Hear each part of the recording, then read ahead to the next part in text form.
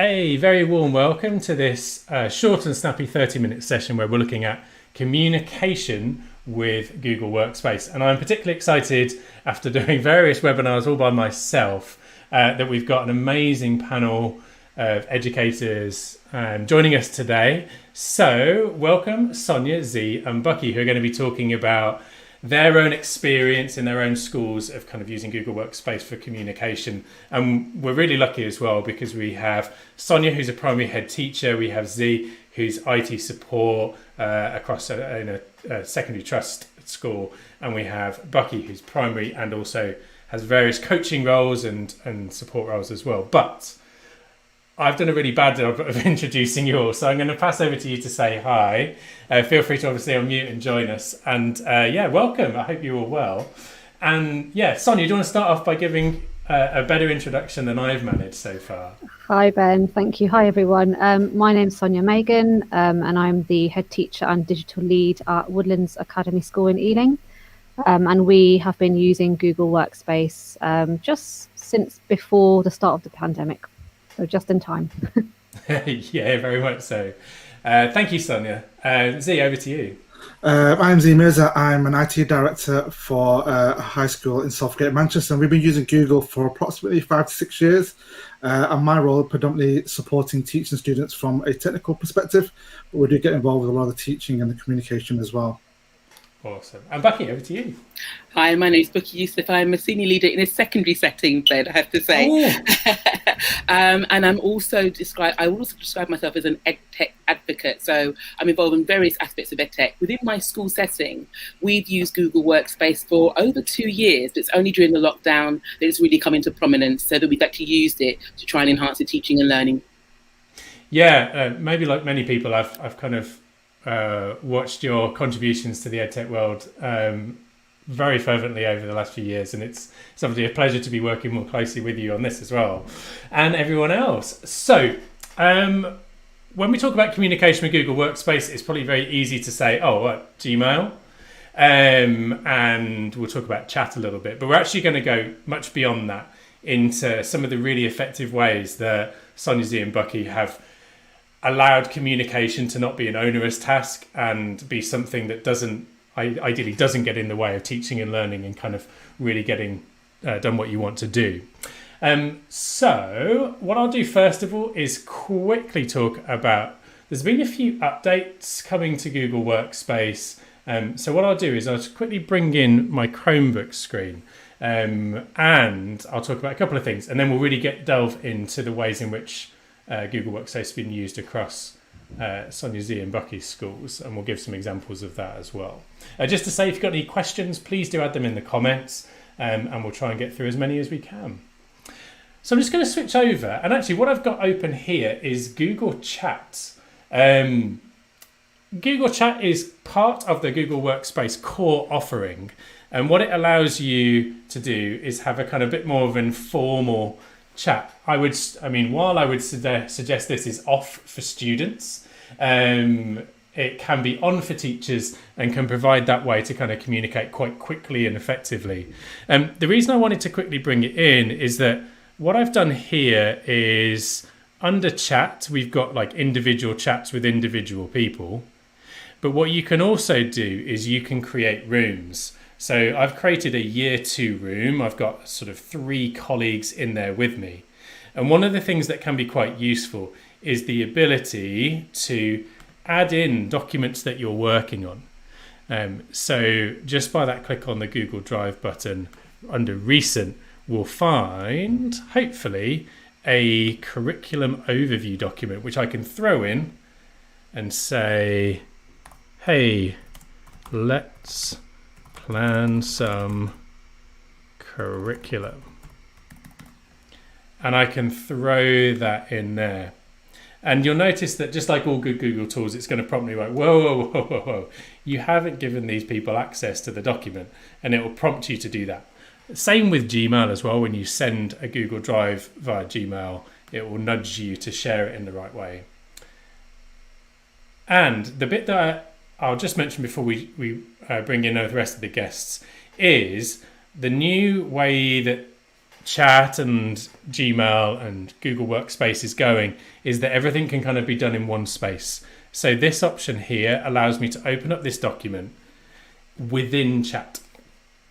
So we've got our Google document coming up on the right hand side, which we can interact with, and we can also have that chat on the left, allowing us to have a conversation while we're working on it. So just a couple of things I wanted to mention, and also the ability now to very easily add a Google Meet and say, actually, let's actually have a conversation about this.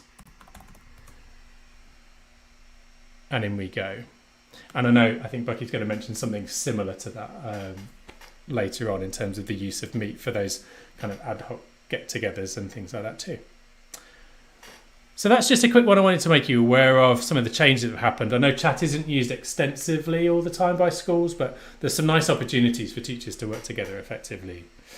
Okay, so with that kind of shared there, let's switch now though to talking to everyone about your uses or your use cases. And actually that curriculum overview document, which I included in the chat, is actually very much stolen and adapted from Sonia. So I don't know if Sonia, you want to start by talking about your use of that document and that curriculum overview and how that kind of you communicated across that as a staff. Hi, Ben. Yes, thank you. So I think for us, Google Workspace tools have been key in developing our curriculum, especially in the last few years. So that document actually began during the first lockdown. Teachers were at home, and we all know what we're like. We all want to be doing something and thinking, right, what can we do in addition to the teaching? So we started to work on our whole school curriculum. So on a Google Doc, and that's what Ben showed a little while ago. So that allowed us to all work in real time together.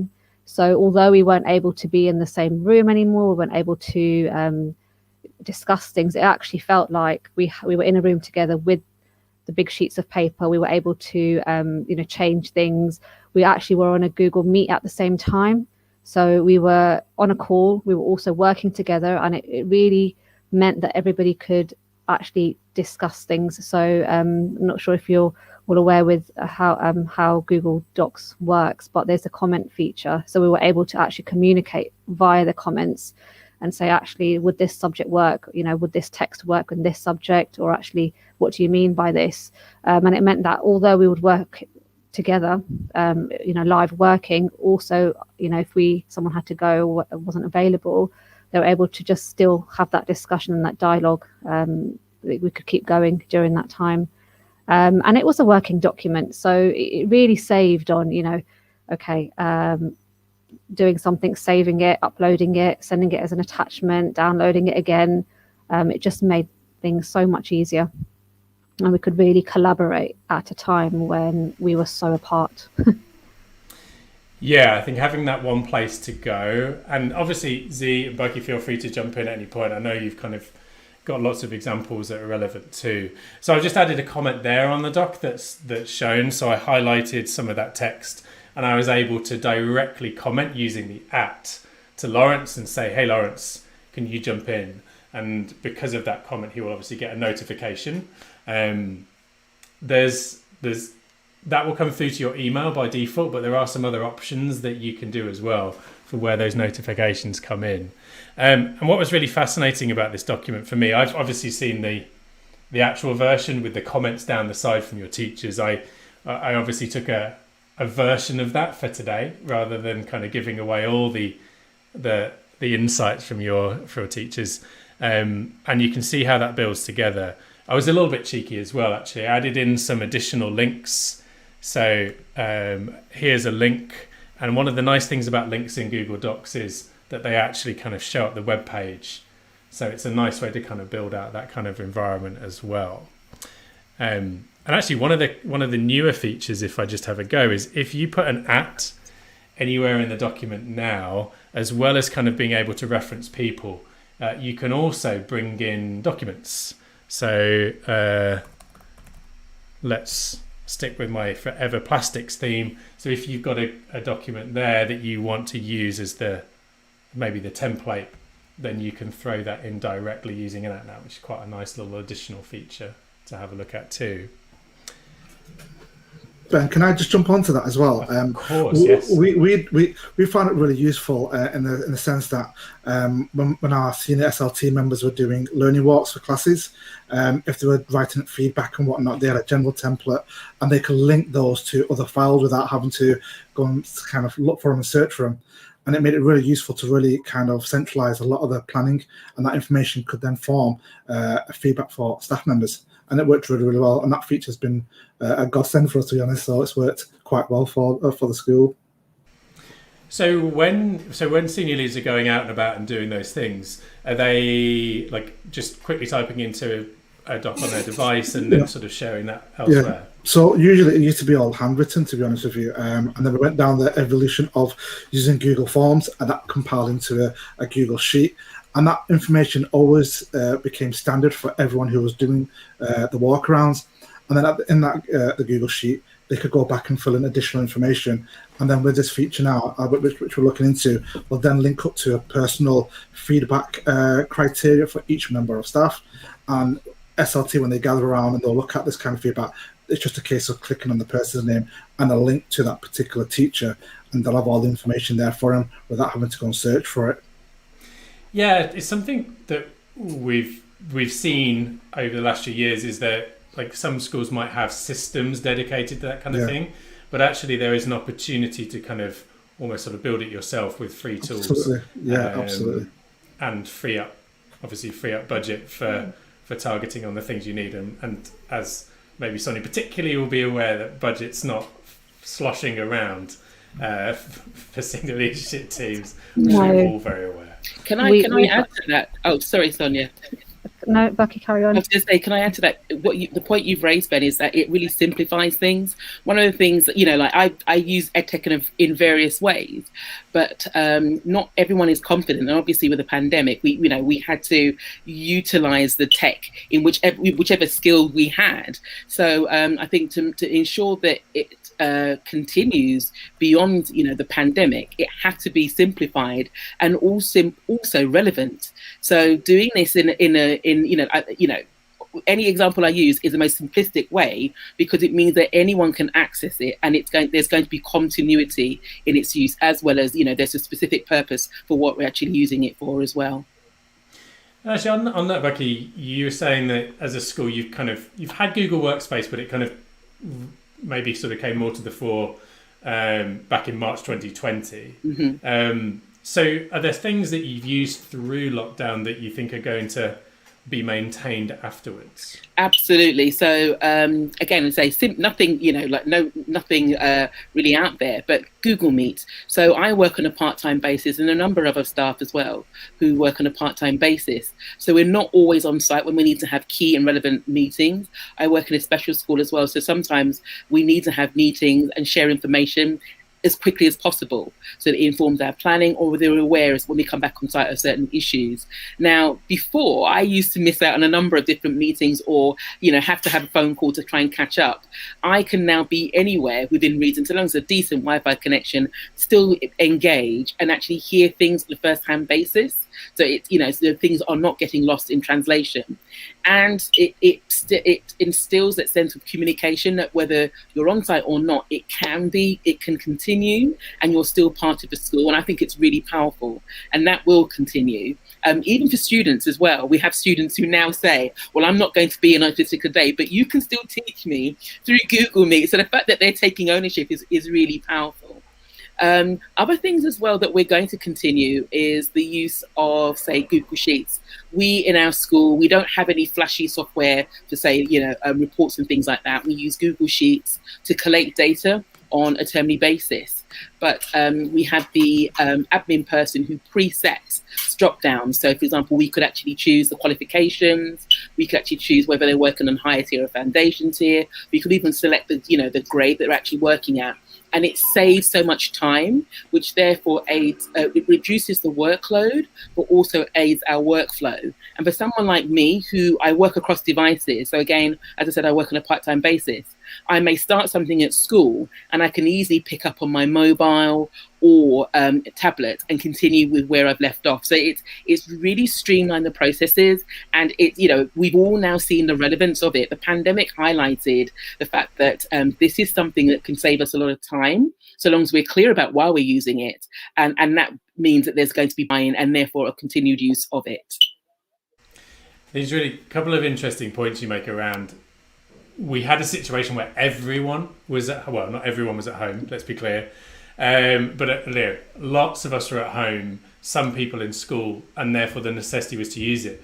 But let's not forget that there are children who are long-term sick and do struggle to get into school and deserve that learning opportunity the same as anyone else. And actually, what we now have is those tools available. We can do that. We've seen that we can do that. And actually, equally for teachers where, I know Sonia may talk a little bit about well-being as one of the focuses of the school, but for all of us, is there an opportunity to actually accommodate people where they're at as well? So, and like you say, as a part-time teacher, Bukky, sometimes, we always have that meeting on a Tuesday. And you're like, well, I don't work on Tuesdays. Exactly. So those kind of things I think are really interesting to see sort of going on beyond that.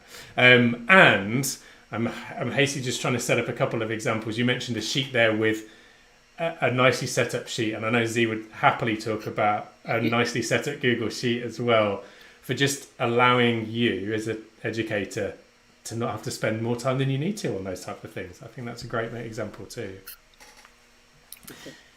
I don't know if anyone wants to comment on anything we've said so far. I know forms was mentioned as well.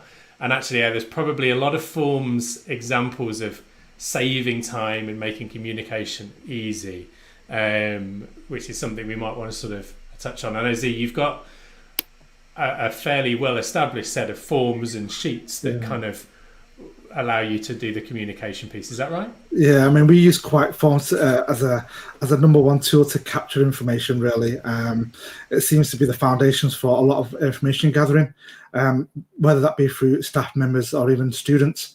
And because the forms form the standardization of what you're captured, it kind of reduces probably human error a little bit, because once we capture all this information, we've got to interpret it, and we've got to be able to get results from that. And by having that standard of forms, what we use is that we're consistent with what information we're always gathering. And it can be from basically attendance for after school clubs. We use forms really, really heavily for our catering system during the pandemic, because obviously we couldn't get people ordering at the till, so everything had to be pre-planned.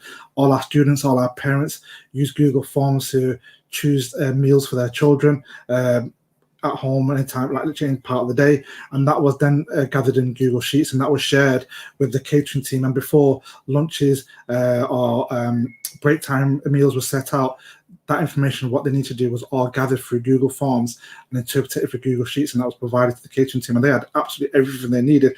We didn't have to buy any third piece of software. It wasn't any phone conversations. It wasn't emails. It was capturing information, interpret the information, and provide the information, and that's all it was. 3 steps, and it worked so well. And we did it for literally for months, right up until the schools really more or less opened again, and it worked really well. And I think as part of that process, we've kind of realised that by using this kind of method, we can continue to use it, which is something that Bukky talked about before. These methods and these ways of doing stuff seem to be making us realise that, we're expanding our ways and how we can interpret a lot of the stuff that we're doing. This is why I need to be quicker on my unmute button. That's really, I think what you're, obviously what we're showing is some of the places that people can start to work towards with using these tools effectively as well. And let's be clear, Zee's been setting this up. They've been sort of, working with the staff on that kind of setup for a period of time, so people get used to it. It's maybe not all of the things are overnight, but there's some really easy ways. I've just been showing a Google form there that I was creating as you were talking around maybe a coaching related setup, and we talk about those meetings where you just need to capture something, those observations, and I use observations hopefully in the cooperative improve your practice sense rather than the way that some of us may have had them imposed upon us, but just by that form there, I must have said the word Google along the way, just through that form there, and being able to send that via a link or make that link available. And whether that's on like I know Zee, you've got some Google Sites where all those links are available, or they could be like we've had them in documents. That's a really nice way just to sort of gather information together in one place. And if I quickly fill this one in. Oh, and it's worth mentioning that draft responses for Google Forms is on its way. So you may see here that I've got a sneak preview. So it's telling me my draft is saved. And therefore, if I come out of that, so I close that one down, form is gone. But then if I just open that one back up again, it has saved where I got to, which in a way, yes, it's here. I think obviously we've been hoping for that for quite a while. So nice, that should be dropping around the sort of summer into back to school time. So you can pick up where you've left off, and obviously we can kind of record the meeting that we had and things we want to do. And as you were saying, Zee, the nice thing about that is you can have that not only come right to the form and responses, but obviously you can create a Google Sheet and have that collate all in one place, and obviously in a collaborative way give lots of people access so they can see that all coming in. So just a quick summary of some of that. Ben, can I just jump onto what actually Zee said, just about observations again?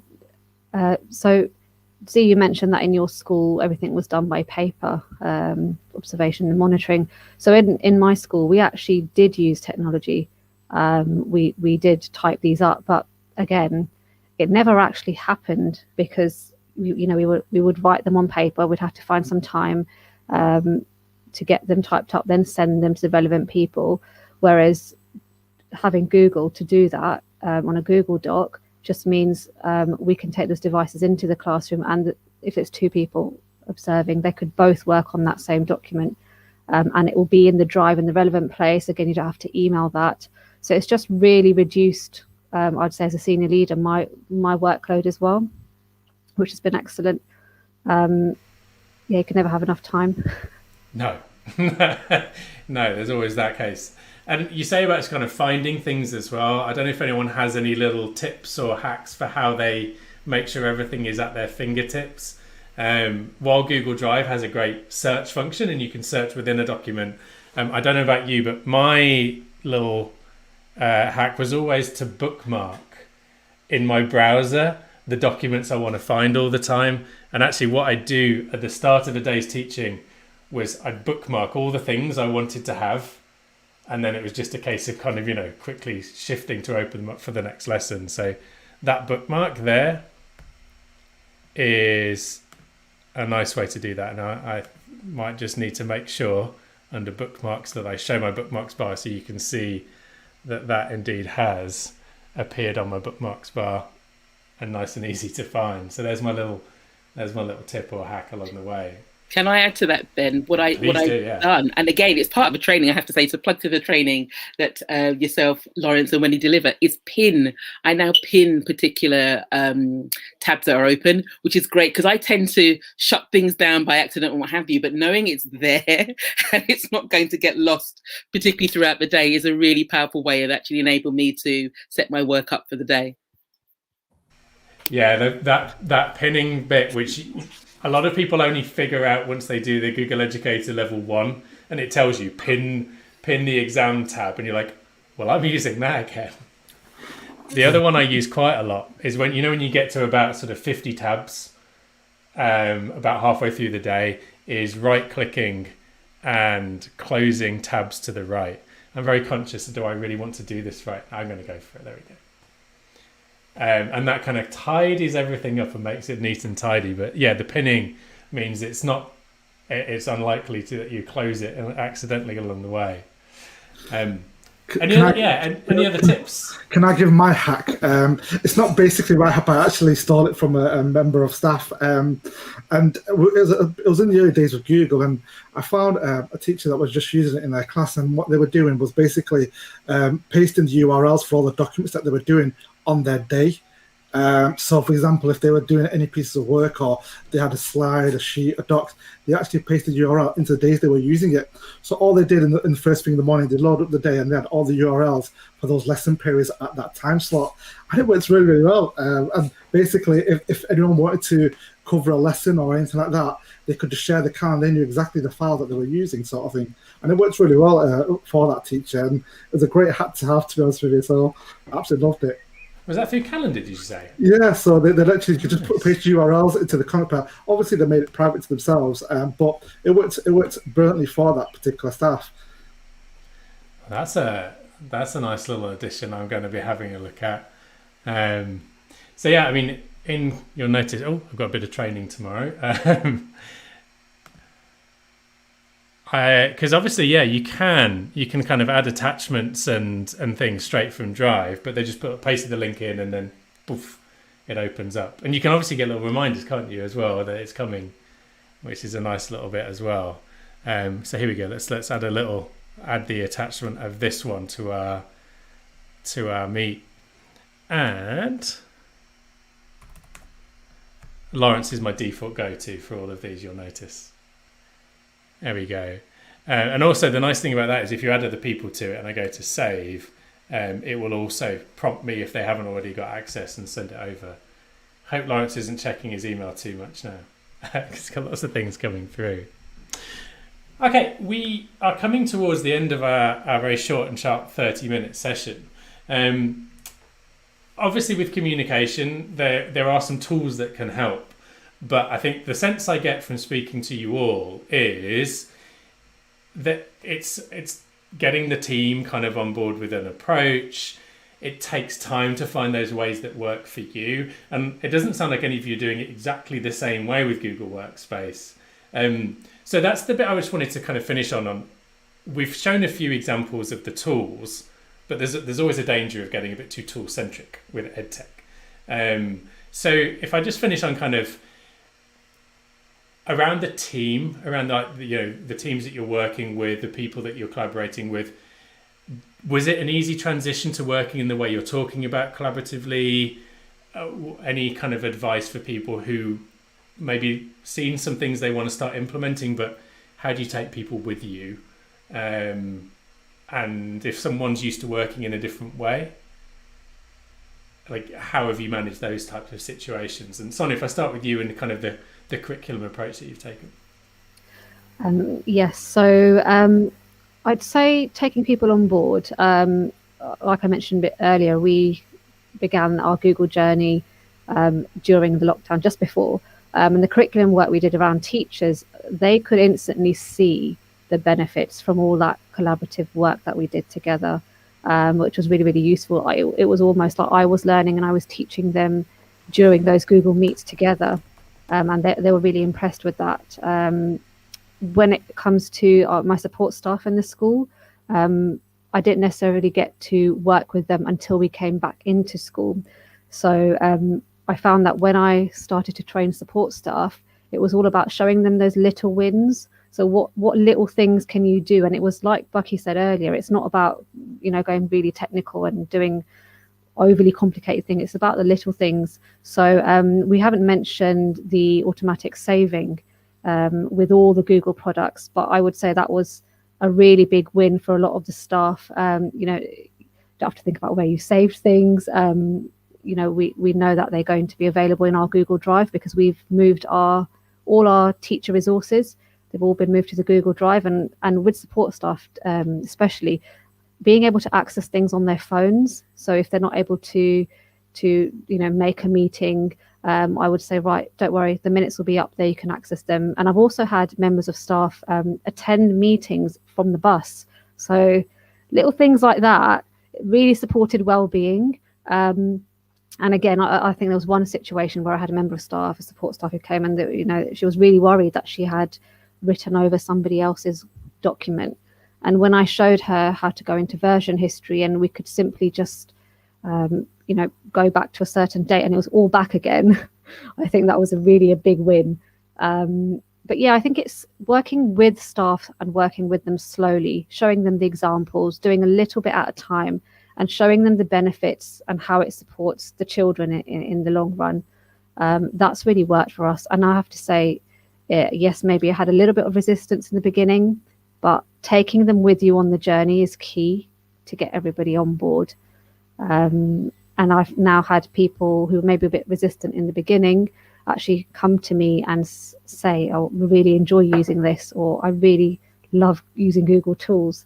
So yeah, it's just all about taking them on the journey with you and not assuming that everybody knows everything, and simplifying things. Because I mean, there's things that I've learned which are so simple, but I just never knew. So just learning from each other, and maybe also in meetings, it's a good idea to, at the beginning of every meeting, maybe someone can showcase something small they've learned, share it with the team. Yeah, so that's my experience.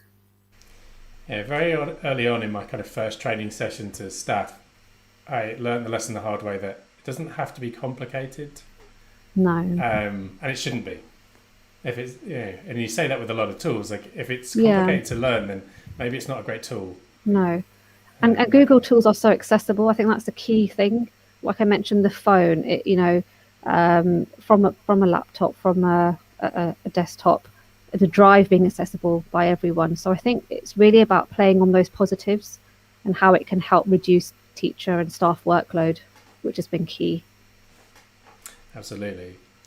Bukky, anything you want to add in terms of that, taking people with you? Yes, in some cases we need to be realistic and say you have to hold the hands of some staff who are a little bit nervous, but you keep reinforcing the benefits. But frequent, short training opportunities, when we, particularly during the lockdown, our training sessions, and I led quite a few of them, were no more than 5 minutes, because it literally just showed a few things and it gave staff an opportunity to practice, and getting staff who pick up ideas really easily, even if they were initially resistant or weren't quite sure, to demonstrate and showcase the impact upon them, and also as Sonia's mentioned about the impact upon the students that we teach as well is really key. But I think, and consistently reinforcing the benefits, the purpose, why we are doing this. And again, I think that once staff can actually see the time they are saving, you've got a winner there. But as I say, I think the frequent, short opportunities for training, because we all forget sometimes as well, it's really good because it helps just to reinforce what we're trying to do and allows people to repeatedly practice. Yeah, absolutely. Obviously, as a training provider, we come and do occasional bits, but I know that it's what happens afterwards that really makes the difference in terms of those people within the organisation that kind of take on even if it isn't their specific role of supporting each other through it and kind of helping people through. And it also helps if it's not always the same people, and maybe people who people don't expect maybe to be using those tools to kind of showcase how they're using it as well. Zee, I'll give you the final word, taking everyone with you. For us, because we've been using it for so long, I think our initial journey, we spent a lot of time sitting down with people, because ultimately you want to manage people's expectations. It is a big culture change, but once you start demonstrating the real life changes and the efficiency with the products becomes quite evident. And I think even to this day, I think we continue to provide training to people. And I think because Google's a product that not only keeps evolving, it molds itself around the teaching and learning of our students and our pupils. And with the frequent updates, I don't think I've seen an update where that I've said, do you know what, that actually is not going to work. Everything that's constantly updated adds value to the way people are teaching and the way people are learning. And from a technical perspective, our team in our school, we constantly look out for those opportunities to see how we can adapt that into our teaching and learning. And we spend quite a lot of time with certain individuals that are quite really keen on their way of using Google, to bring them on board, to share the ideas and get feedback from them and see how they can use it to implement these changes in their lessons. And it becomes literally a domino effect, because when someone starts using it, they'll speak to somebody else and it becomes self-sufficient in some sense of it. What we do have standards, because what Sonia was saying, is because it's so accessible, you can literally have any device. I've got I'm not branding here, but I've got an Xbox controller here, and you can actually get Google on an Xbox, so there's no excuses for it. So there is absolutely a brilliant platform that continues to evolve. And I think we continue to bring people on that journey, and we share our ideas, and everyone shares their ideas. We've been doing the training course, and we all talk to each other. And I think that's just Google itself, because when you see a new feature, it makes you so excited. But you know what, he said, I could actually use that in my lesson. And I think that's what you constantly find with this platform, which I've used it. I started using it about 6-7 years ago, and I'm still just as passionate about it. And I can't wait to see the updates that come along, just so I can try it out, really. There's some nice stuff coming for the autumn, which kind of responds to that teacher feedback. And I think really in general, what we're saying is listen to people, listen to their feedback, and kind of go with that. On that note, I'll put the feedback form in the comments if you have any feedback to share. I'm going to sort of wrap up, but it's a huge privilege for me to work with Bukky, Sonia and Zee today in relation to another project that we're kind of working on. They're part of this amazing untapped potential sometimes across educators who are doing amazing things. So really nice to be able to bring them on today and obviously share their actual practical experience. I do a lot of theory on these webinars, but here we have obviously 3 people working in schools who are doing it and have been through that whole obviously pandemic experience as well with you all. So hopefully some useful ideas for you to take away. Please do fill in the feedback form and let us know if there's more of this that you want to see, or if there's other things we could have done, and sort of striking that balance between practical educator examples and obviously demoing as well. So yeah, thank you so much for everyone who's joined. Massive thank you to Sonia, Zee and Bukky for providing a bit of time at the end of, well, I say the end of a busy day, the beginning of a busy evening, and all the rest of it. So huge thanks from me. And look forward to catching up with you very, very soon. And thank you to everyone who has tuned in and watched. Thanks, everyone. Thank you. Thank you. Cheers.